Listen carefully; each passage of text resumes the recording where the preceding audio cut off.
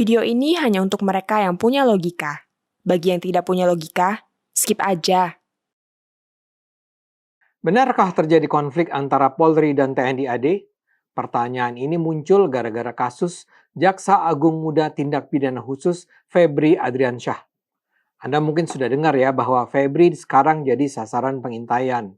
Rumah kediaman, money changer, dan restoran yang dimilikinya digeledah polisi. Ratusan miliar rupiah berhasil disita. Hampir pasti Febri sedang diduga melakukan korupsi. Tapi anehnya, pada saat yang sama, dia itu seperti dilindungi oleh tentara.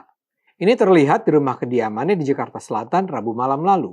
Di sana, puluhan personel Tentara Nasional Indonesia bersenjata lengkap berdiri berjaga-jaga. Sedikitnya 20 anggota TNI tercatat berjaga di depan pagar tinggi rumah dinas tersebut. Padahal di hari yang sama, di malam yang sama, sedang berlangsung operasi penggeledahan di 12 lokasi oleh tim gabungan Korps Pemberantasan Tindak Pidana Korupsi Polri dan Polda Metro Jaya. Pertanyaannya jadi sederhana.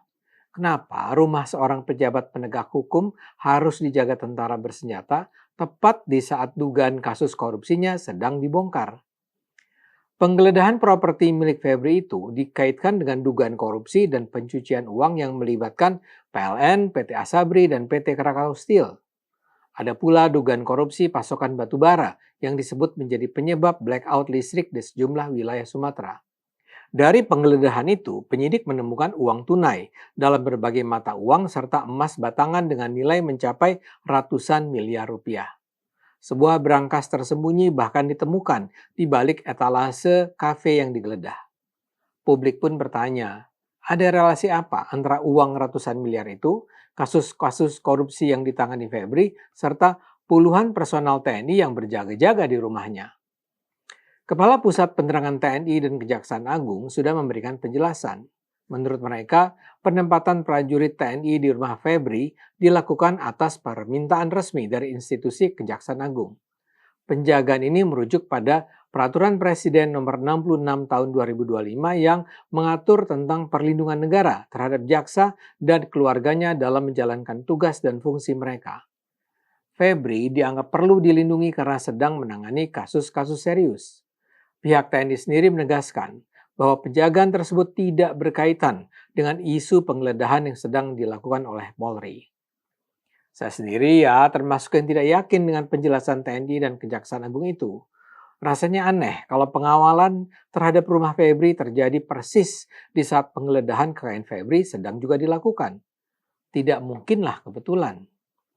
Media memberitakan saat malam tiba portal jalan menuju rumah Febri bahkan ditutup total. Sejumlah mobil berplat dinas TNI terlihat parkir di sekitar lokasi, namun tak satu pun aparat kepolisian tampak di sana. Situasi ini menimbulkan kesan seolah-olah ada dua institusi negara yang tengah berhadap-hadapan secara diam-diam. Tapi sebelum kita pelajari soal apakah ini mencerminkan ketegangan TNI dan Polri, saya rasa ada baiknya kita bicara dulu soal sosok Febri. Dia ini memang sosok istimewa. Febri lahir pada 19 Februari 1968 dan menghabiskan masa kecil serta pendidikannya di Jambi. Ia lulusan Fakultas Hukum Universitas Jambi, kemudian meraih gelar doktor hukum dari Universitas Airlangga. Rekam jejak karirnya di kejaksaan melintang panjang, kerap dipindah tugaskan dari satu jabatan ke jabatan yang lain.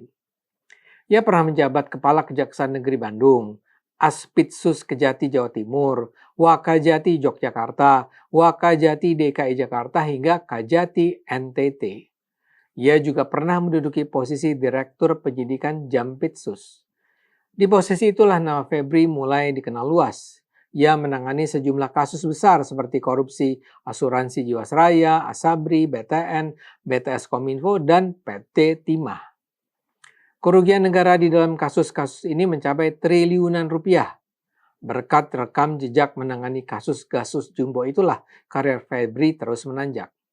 Pada 2025, ia resmi dilantik sebagai Jampitsus Kejaksaan Agung.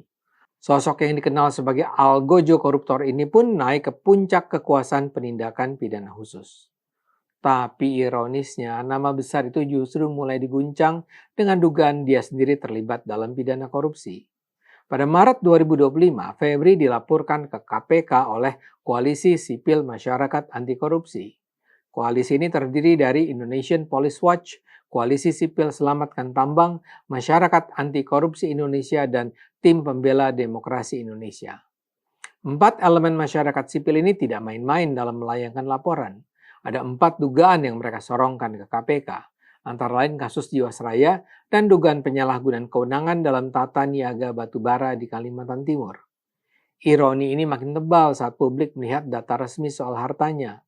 Berdasarkan laporan harta kekayaan penyelenggara negara di KPK, harta Febri melonjak drastis sejak 2022. Pada 2022, Febri melaporkan harta kekayaan senilai 6,3 miliar rupiah. Tahun berikutnya, angka itu melonjak hampir 3 kali lipat menjadi 18,2 miliar rupiah lebih.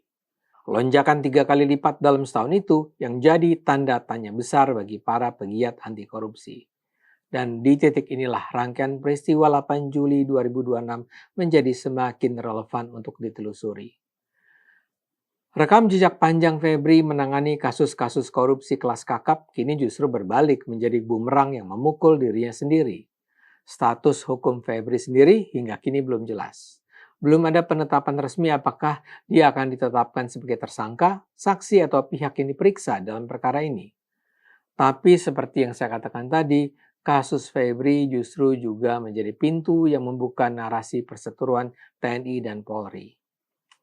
Pihak kepolisian jelas terlibat berusaha mengejar Febri. Tapi pada saat yang sama, tentara terkesan berusaha melindungi sang algojo koruptor. Pemerintah harus segera melakukan langkah-langkah komunikasi yang diperlukan untuk mencegah krisis kepercayaan. Dalam negara demokrasi, kekuatan militer adalah instrumen negara yang paling besar daya paksanya. Justru karena itulah penggunaannya harus menjadi pilihan terakhir, bukan pilihan pertama. Bila setiap keputusan pengerahan prajurit tidak dijelaskan secara terbuka, maka yang terancam bukan hanya citra TNI, tapi juga kepercayaan masyarakat terhadap seluruh institusi negara. Pertanyaan yang layak diajukan pada pemerintah adalah, mengapa sampai ada pengerahan prajurit untuk melindungi seorang pejabat yang sedang menjadi objek tindakan penyidikan atau penyelidikan? Dan itu harus dijawab dengan memuaskan. Sejumlah harus bisa dijelaskan. Pertama, asas legalitas, yaitu apakah pengerahan pasukan itu memiliki dasar hukum. Kedua, asas kebutuhan, yaitu apakah memang ada kondisi atau ancaman yang membuat pengerahan militer dilakukan. Ketiga, asas proporsionalitas, yaitu apakah jumlah personel dan persenjataannya sebanding dengan ancaman yang ada. Keempat, transparansi, yaitu apakah pemerintah menjelaskan kepada publik mengapa tindakan luar biasa itu dilakukan. Itu semua, walau sulit, harus bisa dijawab pemerintah. TNI selama ini merupakan salah satu institusi dengan tingkat kepercayaan publik yang relatif tinggi. Justru karena modal kepercayaan itu besar, setiap keputusan yang melibatkan ruang sipil perlu dipertimbangkan secara ekstra hati-hati. Masalahnya bukan semata-mata apakah pengamanan itu legal. Masalahnya adalah apakah pengamanan itu bijaksana. Dalam komunikasi publik ada prinsip sederhana.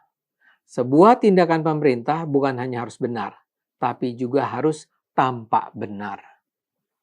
Saya berharap ketegangan ini tidak akan berlangsung lama dan pemerintah dapat segera menanganinya dengan cara yang benar. Ayo gunakan akal sehat, karena hanya kalau kita gunakan akal sehat, Indonesia akan selamat.